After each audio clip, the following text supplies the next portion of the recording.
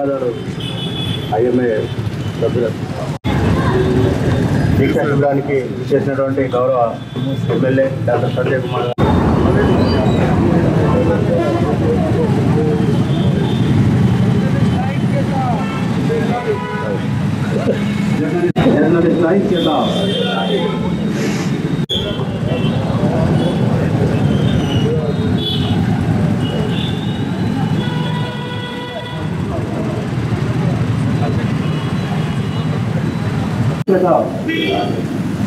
గత 15 రోజులుగా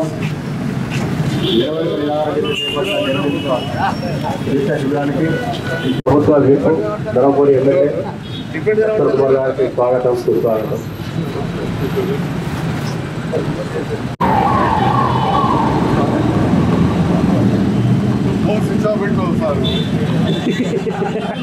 స్థానిక ఎమ్మెల్యే డాక్టర్ సంజయ్ కుమార్ గారికి స్వాగతం, సుస్వాగతం. మా దీక్ష శిబిరానికి ఇచ్చేసినందుకు వారికి ఈరోజే ఐటీయూ జగిత్యాల ప్రభుత్వ పక్షాన కృతజ్ఞతలు చేస్తున్నాం. ద్వారా పిసిసి సభ్యులు సంగరభట్ల దినేష్ గారికి కూడా స్వాగతం. అయ్యా, మా జర్నలిస్టుల సమస్య తీవ్రతను తెలియజేయడం గురించి ఉద్దేశంతోనే మిత్రులు ఈ నిరాదీక్ష శిబిరం చేపట్టారు. మేము ఎవరికి వ్యతిరేకంగా కాదు, ఏ ప్రభుత్వానికి వ్యతిరేకంగా కాదు, మా సమస్య తీవ్రత గురించి వివరించడానికి మీకు చేశాం. బహుశా ఇక్కడ చట్టసభలో ప్రజాప్రతినిధులు ఉన్నవాళ్ళు చాలా సహాయ సహకారాలు అందించారు. గతంలో లక్ష్మీపట్టి మృతి చెందినప్పుడు పెద్దలు జీవన్ రెడ్డి గారు ఎంతో సహకరించారు, ఆర్థిక సాయం చేయించారు, జ్యుడిషియల్ ఎంక్వైరీ చేయించారు. ప్రస్తుతం స్థానిక ఎమ్మెల్యే గారు ప్రెస్ క్లబ్ భవనానికి నిధులు చేశారు. ఇక మా ఎమ్మెల్యే గారు ప్రభుత్వ వైపు 10 నెలలైన 10 సంవత్సరాలుగా నియోజకవర్గంలో సమస్యలు పరిష్కరిస్తూ జడ్పీటీసీగా, జడ్పీ చైర్మన్గా, అంటే 2 ఎగ్జాంపుల్స్ చెప్తా. ఒక ప్రధాన పత్రిక పాత్రికేయులపై గత సంవత్సరం గత ప్రభుత్వంలో నాన్ బెయిలబుల్ కేసు పెడితే పెద్దలు అప్పుడు చట్టసభలో వీరు ప్రాతినిధ్యం అయినా విలేకరి కండగండగా ఉన్నారు. కొంతమంది విలేకరుల మీద దాడులు జరిగి ఆస్తి నష్టం జరిగితే కూడా వెన్నంటున్నారు. దయచేసి పెద్దలు మీరు మాకు అనుకూలంగా ప్రభుత్వ గైడ్లైన్స్ ప్రకారమే ఈ ఇళ్ల స్థలాల గురించి, అంటే రాష్ట్ర వ్యాప్తంగా ఇచ్చారు, మాకు ఇవ్వాలనే రిక్వెస్ట్తో మేము ఈ నిరసన చేపట్టాం తప్ప మరోసారి ఎవరిని వ్యతిరేకించి శ్రీనివాసైంది. ఇది సమిష్టిగా అందరం ఏకైనా దాంతో చేసాం. ఎలాగో మీరు చట్టసభలలో ప్రాతినిధ్యం వహిస్తున్నారు కనుక, ప్రభుత్వం మాకు అనుకూలంగా ఉంది కనుక దయచేసి మా సమస్య పట్ల అనుకూలంగా ఉంది, ఆ ఎజెండాలో పెట్టింది, మేనిఫెస్టోలో పెట్టింది.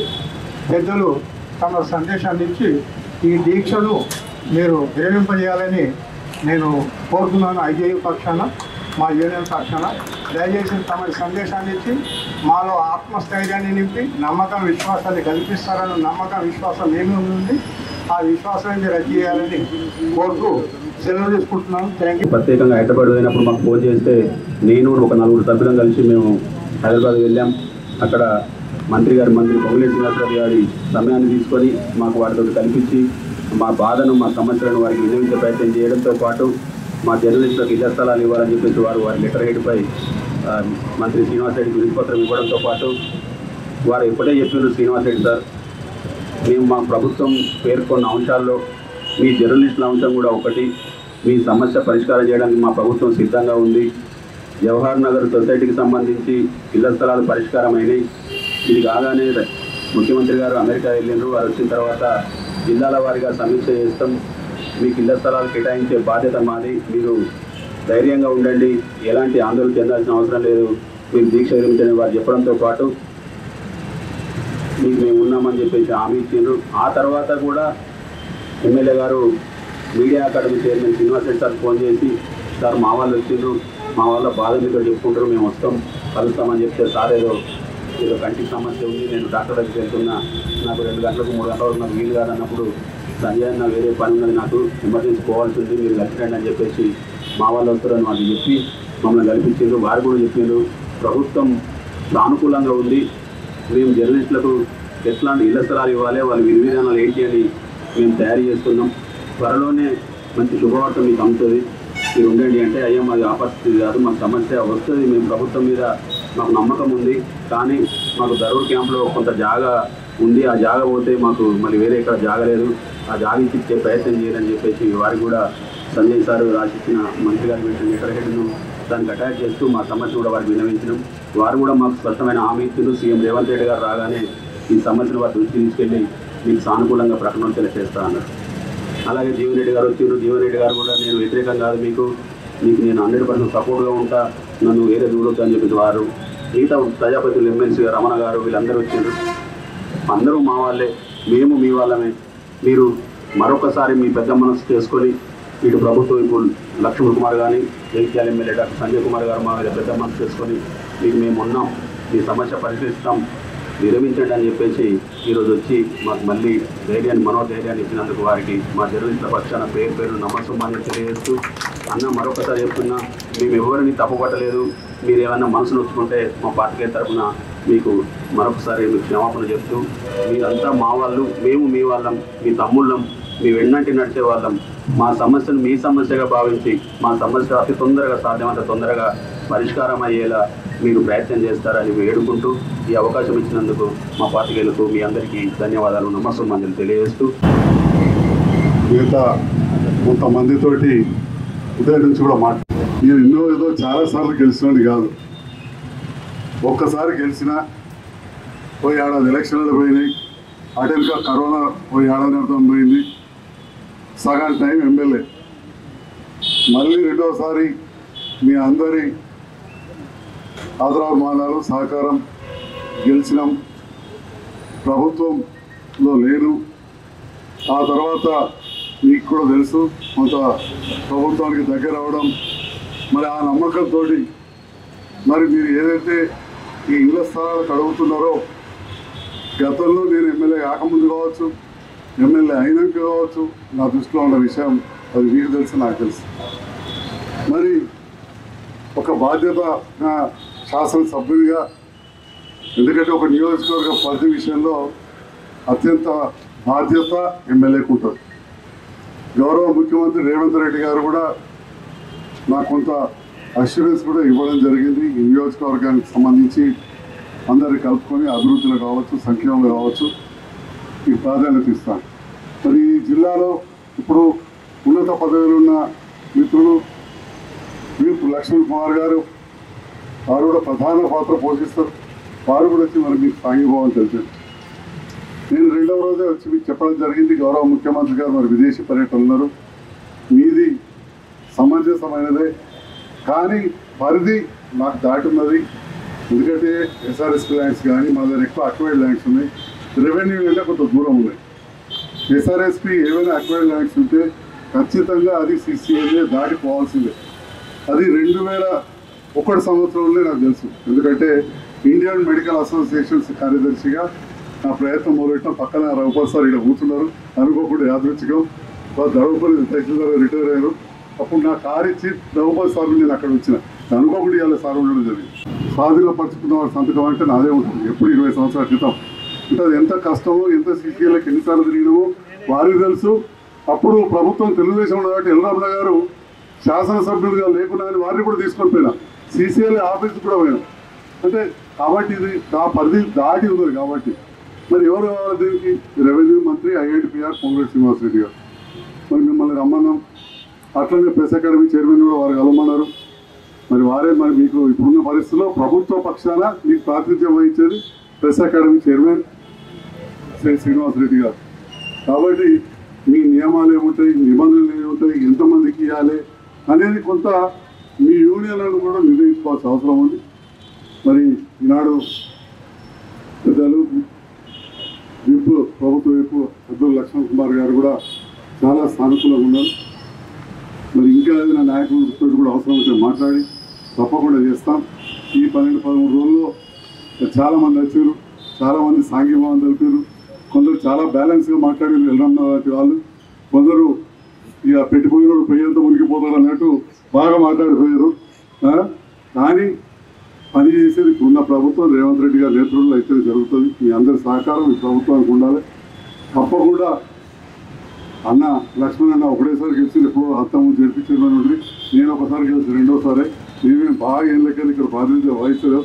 కానీ ఏదో నేను చేయలేదన్నట్టు అప్పుడప్పుడు మాట్లాడితే మా మీడియా మిత్రులు టెలికాస్ట్ చేస్తే కొంత మనసులు వస్తున్నది. మేము ఆడిచ్చినాము ఈడిచ్చినాం, ఏమి ఇచ్చిన కొరట్ల కాడ ఏం చేసినో తెలియదా? అది నిజంగా కూడా డబుల్ బెడ్రూమ్లు ఎటువంటి ఇవ్వచ్చా? అది ఇవ్వాలంటే ప్రధానమంత్రి ఆవాస్ యోజన ఖచ్చితంగా బిలో పవర్టీ లైన్ వాళ్ళకే ఇవ్వచ్చు. అది కొంతమంది నీటి ద్వారా కూడా బిలో పవర్టీ లైన్ జయించాలన్న వాళ్ళందరూ కూడా ఇచ్చే అవకాశం ఉంటుంది. లేమనుమానం రేపటి నాడు ఇందిరామ్మ ఇండ్లు వచ్చినప్పుడు లక్షల కాన్స్టిట్యూన్సీలో మనోళ్ళు అక్కడ ఇవ్వచ్చు, ఇక్కడ ఉంటే ఇక్కడ ఇవ్వచ్చు. కానీ బిలో పవర్టీ లైన్ కాకుండా జర్నలిస్టుల కోటాలో ఇవ్వాలంటే మాత్రం ఖచ్చితంగా ప్రభుత్వం ఒక నిర్ణయం తీసుకోవాల్సి ఉంటుంది. ఆ నిర్ణయం చాలా రోజులు సుప్రీంకోర్టులో పెండింగ్ ఉండే. క్లియర్గా మరొకసారి ఈ ప్రభుత్వం వచ్చిన తర్వాత గౌరవ ముఖ్యమంత్రి గారు, అదేవిధంగా రెవెన్యూ అండ్ పిఆర్ మంత్రి గారు నిర్ణయం తీసుకుని జవహర్ నగర్ సొసైటీ హైదరాబాద్లో ఇవ్వడం జరిగింది. ఇంకా వేరే చోట్ల అంతా కూడా కొంత పెండింగ్ ఉన్నది. తప్పకుండా మన మీకు 5 బృందం మీరు వచ్చారు, మీ ముందే చెప్పారు. ప్రెస్ అకాడమీ చైర్మన్ శ్రీనివాసరెడ్డి గారు కలిసి లిస్ట్ అవుట్ చేయమన్నారు. మనం తప్పకుండా గౌరవ పెద్దలు, ధర్మపురి శాసనసభ్యులు మరియు ప్రభుత్వ వారి సహకారంతో మనం అదేవిధంగా ఇంకా ప్రభుత్వంలో ఉన్న మిగతా ప్రజాప్రతినిధులు అందరూ సహకారం తీసుకొని తప్పకుండా మీకు ఇళ్ల స్థలాలు అందుబాటులో చేయడానికి మనస్ఫూర్తిగా కృతజ్ఞతలు తెలియజేస్తున్నా.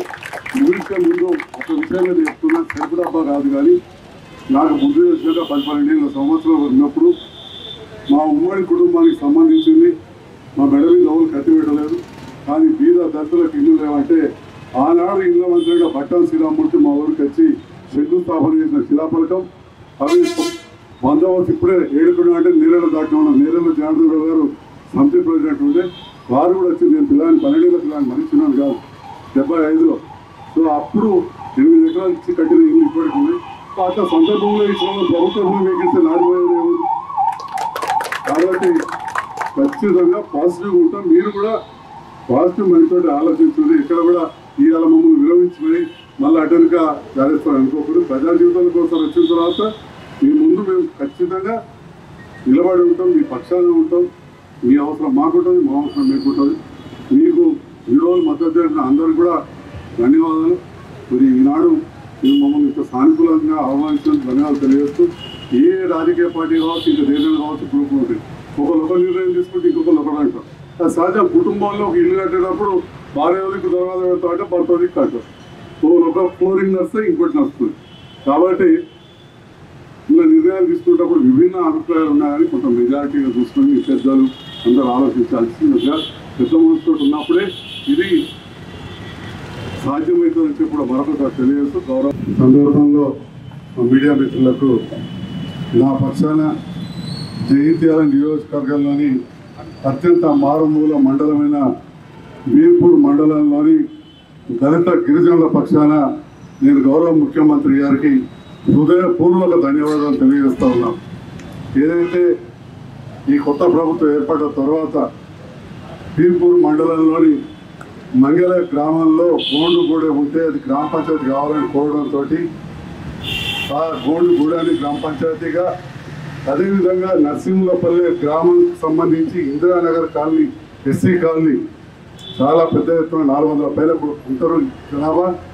అది కూడా కోరగానే ఈ 2 గ్రామ పంచాయతీలు కూడా మొన్న 15వ తేదీ జూలై నాటి గెజిట్ ఆధారంగా 2 గ్రామ పంచాయతీలు కూడా ఇచ్చిన సందర్భంలో గౌరవ ముఖ్యమంత్రి గారికి మన మీడియా ద్వారా నా జగిత్యాల నియోజకవర్గ పక్షాల పక్షాన, అదేవిధంగా మరొకసారి నరసింహులపల్లె గ్రామ ఇందిరానగర్ కాలనీ, ఎస్సీ కాలనీ అక్కడి ప్రజల పక్షాన మరియు మంగళ గోండుగూడెం వారి ప్రజల పక్షాన నేను హృదయపూర్వక ధన్యవాదాలు. స్థానిక శాసనసభ్యులు పెద్దలు డాక్టర్ సంజయ్ కుమార్ గారు ఈరోజు గత 15 రోజుల నుంచి జగిత్యాల జిల్లాకు సంబంధించినటువంటి మా జర్నలిస్ట్ సోదరులు వారికి కావాల్సిన న్యాయమైన ఇళ్ల స్థలాల గురించి 15 రోజుల నుంచి రిలే దీక్ష చేస్తున్నటువంటి ప్రతి ఒక్క జర్నలిస్ట్ సోదరులకు కూడా నేను మనస్ఫూర్తిగా నమస్కారాలు తెలియజేస్తున్నా.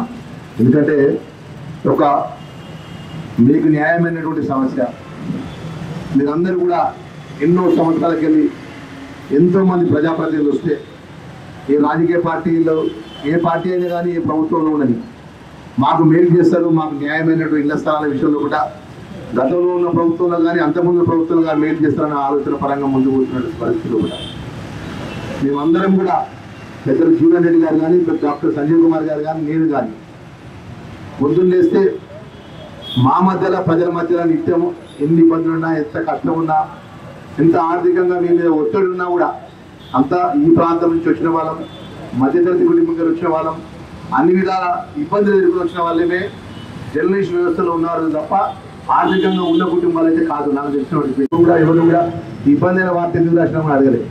మీరు అడిగేది ఈరోజు ఈ 15 రోజులు ఎందుకు కూర్చున్నారు? మాకు జర్నలిస్టులందరూ కూడా ఇళ్ల స్థలాలకు పట్టాలు ఇవ్వాలి. గౌరవ ముఖ్యమంత్రి గారు నూతనంగా ఎందుకు ఇవ్వబడ్డాడు? కేంద్ర రాష్ట్రంలో ఉన్నటువంటి మా జర్నలిస్టులకు సంబంధించినటువంటి ఏదైతే ఏ విధంగా అయితే న్యాయం చేస్తుందో మాకు కూడా న్యాయం చేయాలి. ఇక్కడ ఎస్ఆర్ఎస్కి సంబంధించిన స్థలం ఒకటి ఉంది, అది పోతుందేమో, పోతే మాకు ఇళ్ళకి మన రాదేమో అన్న భయంతో ఆ ఒక టెన్షన్తో మాకు న్యాయం జరుగు ఇట్లా కూర్చుంటారని న్యాయం జరుగుతారు చరిత్ర కూర్చున్నారు. మీ కష్టము మీ ఇబ్బందిని మీ బాధ్యులం మేము జిమ్మదారి తీసుకుంటాం. తీసుకొని ప్రభుత్వం దృష్టికి తీసుకెళ్తాం, రాష్ట్ర ప్రభుత్వం దృష్టికి తీసుకెళ్ళి రాష్ట్ర ప్రభుత్వ పెద్దల దగ్గర తీసుకెళ్ళి ఇట్లా ఉన్నది 15 రోజులకి మా వాళ్ళు నిరాదీక్ష చేస్తే ప్రభుత్వం తరఫున మేము వాళ్ళకు అన్ని విధాల మేలు చేసే విధంగా మీ వద్దకు మేము తీసుకొచ్చి పెట్టినాం. ఇప్పుడు శ్రీనివాస్ రెడ్డి గారు రెవెన్యూ మినిస్టర్ గారి దగ్గరికి, పిఆర్ఆర్ మినిస్టర్ గారి దగ్గర కూడా ఎమ్మెల్యే గారు తీసుకెళ్దామని చెప్తారు. అదేవిధంగా పెద్ద జీవన్ రెడ్డి గారు కూడా ఆ విషయాల్లో కూడా ఉద్యోగం ఇక్కడ వచ్చే ముందు జీవన్ రెడ్డి గారితో మాట్లాడినా. లక్ష్మణ్ కుమార్ మీరు ఎమ్మెల్యే గారు కలిసి ఏ నిర్ణయం అయినా కూడా మన జర్నలిస్టులకు మేలు చేసే విషయంలో కూడా నేను వ్యతిరేకంగా 100% మనం వాళ్ళకి న్యాయం చేద్దాం, వాళ్ళ పట్టాలు ఇచ్చే విషయంలో కూడా అందరూ కలిసి పనిచేద్దాం అనే విషయం కూడా వారు కూడా అభిప్రాయం తెలియజేసిన విషయం కూడా నేను తెలియజేస్తున్నాను. ఏదేమైనా మా జర్నలిస్టులందరూ కూడా మనం చేసుకుంటున్నాం. మరి రేపు రాష్ట్రంలో ఉన్న మీ జర్నలిస్టులకు సంబంధించినటువంటి ఏదైతే పెద్దలు ఉన్నారో మన ముఖ్యమంత్రి గారితో నేరుగా వారు మాట్లాడతారు. నేరుగా వారు ప్రతి విషయంలో ముఖ్యమంత్రి గారితో అక్కడ జర్నలిస్టు రాష్ట్ర జర్నలిస్టు అసోసియేషన్ పరంగా సంఘపరంగా కూడా ప్రతి విషయంలో కూడా సంబంధించిన అధికారులను మంత్రులు కలుస్తుంటారు. కాబట్టి ఏ విధంగా రాష్ట్ర ప్రభుత్వం నిర్ణయాలు జరుగుతుందో అదేవిధంగా జిల్లాల వారీగా ఇట్లా జిల్లా వచ్చే వరకు ప్రభుత్వం నుంచి దేవుడి దయతో ధర్మపూర్ ప్రజల ఆశీస్సులతో మీ అందరి అభిమానంతో విప్పుగా ఉన్నాను. ఎందుకంటే ఇక్కడ ప్రజలతో ఎందుకో ఒకప్పటికు ప్రభుత్వ పరంగా మేము ఇక్కడ సమస్యను చెప్పేటువంటి అవకాశం మీరు మాకు అవకాశం కల్పించారు. ప్రభుత్వం దృష్టికి తీసుకెళ్తాం. సాధ్యమైనంత వరకు మళ్ళీ ఇంకొకసారి టెంట్ వేసేయడానికి మీ మైండ్ ఆలోచన రాకుండా చేసే బాధ్యత మేము తీసుకుంటాము. ఆ విధంగా మేము దానికి అన్ని విధాలా మా ప్రయత్నం ఉంటుంది అనే విషయాన్ని కూడా మనం చేసుకుంటున్నాం. ఎందుకంటే మీరు బేషరతుగా ఎలాంటి షరతు పెట్టకుండా మీరు ఇలా 15 రోజులు కూర్చొని ఇలా మేము అందరూ మా యొక్క చేతుల మీదుగా నిమజ్జనం ఇస్తుంటే మీరు విడుదల చేసుకుంటుంది. అంటే ఈరోజు ఈ యొక్క నిరాహార దీక్షను మీరు ఇక్కడికి ఆపుతున్నారు. ఎందుకు ఆపుతున్నారు అంటే ప్రభుత్వం నుంచి ఒక ఎమ్మెల్యే వచ్చినారు, ఒక గవర్నమెంట్ విప్ వచ్చినారు, పెద్ద జీవన్ రెడ్డి గారు కూడా ఫోన్ ద్వారా చెప్తున్నారు. కాబట్టి మరి వీళ్ళంతా మాట్లాడతారు. చూద్దాం, ఇన్ని సంవత్సరాలు వెయిట్ చేసినాము. ఇన్ని సంవత్సరాలు వెయిట్ చేసినాక ఇప్పుడున్న కొత్త ప్రభుత్వం 4 సంవత్సరాలు 4 నెలలు వీళ్ళు ఉంటారు. మరి ఆ ప్రభుత్వం తరఫున ప్రతినిధిగా వాళ్ళు వచ్చి చెప్పింది. కాబట్టి మరి ఇది కూడా ఆలోచన చేద్దామని పెద్ద మనసుతో బాధ్యత పెట్టింది. మాకు కూడా వచ్చే ముందు కూడా 2 సార్లు మేము ఆలోచన చేస్తాం. నేను నిన్ననే రమ్మన్నారు, నిన్న రమ్మంటే మేము ఎందుకు రాలేదు చర్చించుకోవాలి. ఈ రోజు ఏదో మనం మైక్ ముంగట కెమెరా కూడా మాట్లాడడం కూడా కాదు. రేపు పొద్దున లక్ష్మణ్ కుమార్ వచ్చిండు, సంజయ్ కుమార్ గారు వచ్చిండు, పెద్దలు జీవన్ రెడ్డి గారు కాంగ్రెస్ పార్టీ ప్రభుత్వం తరఫున ఉన్నారు. మాకు బెయిల్ చేసిన విషయంలో కూడా నిలబడ్డారన్న విషయంలో మేము ఉండాలి. కాబట్టి మేము ఒక రోజు ఆలోచించుకొని అట్లనే రాష్ట్రంలో పెద్దలతో కూడా మాట్లాడి ఈరోజు ఇక్కడ రావడం జరిగింది అనే విషయాన్ని కూడా మనవి చేసుకుంటూ మరొకసారి ఆ సురేందర్ అన్న పాపం ఉదయం పొద్దున వచ్చి 6:30కి వచ్చాడు. అన్న నేను కళ్ళ ముంగట నా 40-50 సంవత్సరాల జర్నలిస్టులు కూడా నా ముంగట మా యువకులు ఎన్నో రోజులకి టెంట్ కింద కూర్చొని ఉంటుండ్రు. ప్రభుత్వంలో మీరు అందరూ దగ్గరగా ఉంటారు, ముఖ్యమంత్రి కానీ పెద్దలందరూ దగ్గరగా ఉంటారు. దయచేసి ఈ విషయంలో కూడా నిర్ణయానికి రండి. మీ నిర్ణయానికి మాకు కావాల్సిన పట్టాలు తప్ప మీరు రాజకీయాలతో అవసరం లేదు, విజయంతో అవసరం. ఇళ్ళ పట్టాలు మాకు ఇళ్ళని ఇంకా ఒకవేళ పెద్ద వలసి ఉంటే ఆ ఇందిరా మిల్లకు సంబంధించినటువంటి పథకానికి వాళ్ళకి అవకాశం ఉన్నా కూడా మా వాళ్ళకి ఇచ్చే విధంగా కూడా ముందుకు పోవడం తప్ప వేరే ఆలోచన కాదని చెప్పి పొద్దున 6:30కి వచ్చిండు, ఉదయం 11 గంటలకు రావాలని కూర్చోండి నా ఆఫీస్ని. కూర్చొని మన అన్న వస్తున్నా అని చెప్పిన పెద్దలందరితో మాట్లాడి ఈరోజు రావడం జరిగిందనే విషయాన్ని మరొకసారి తెలియజేసుకుంటూ మా జర్నలిస్ట్ సోదరులందరూ కూడా మా కెమెరామెన్స్ కానీ ఇక్కడ జర్నలిస్టులు కానీ అన్ని జగిత్యాల జిల్లాకు సంబంధించినటువంటి ఏదైతే 18 మండలాలు ఉన్నాయి, 3 అసెంబ్లీ సెగ్మెంట్ సంబంధించిన వారు, అదేవిధంగా పార్ట్ ఆఫ్ ఏరియా మన చెప్పుకండి కొంత ఏరియా, ఎవరాడ కొంత ఏరియా, ఆ ప్రాంతానికి సంబంధించిన జర్నలిస్ట్ సోదరులకు కానీ మీకు మేలు చేసే విషయంలో కూడా 100% చెప్తున్నా. నేను ముఖ్యమంత్రితో టైం తీసుకొని అవసరం అంటే ముఖ్యమంత్రి గారు బాధ్యత కూడా తీసుకుంటే తప్ప కానీ నిర్ణయం చేసే అధికారం ముఖ్యమంత్రికి ఉన్నది, ప్రభుత్వానికి ఉన్నది. మీ కష్టాన్ని వారికి చెప్తాము, మీ కష్టము మళ్ళీ రాకుండా మళ్ళీ ఇబ్బంది పడకుండా తీసుకునే బాధ్యత కూడా తీసుకుంటామని మరొకసారి సవినయంగా మనవి చేసుకుంటూ నేను సేవ తీసుకుంటున్నా.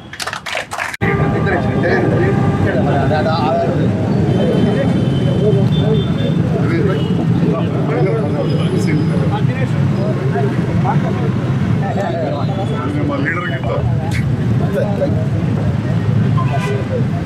వచ్చిందా ఈ ఫోటో? ఈ ఫోటో వచ్చిందా?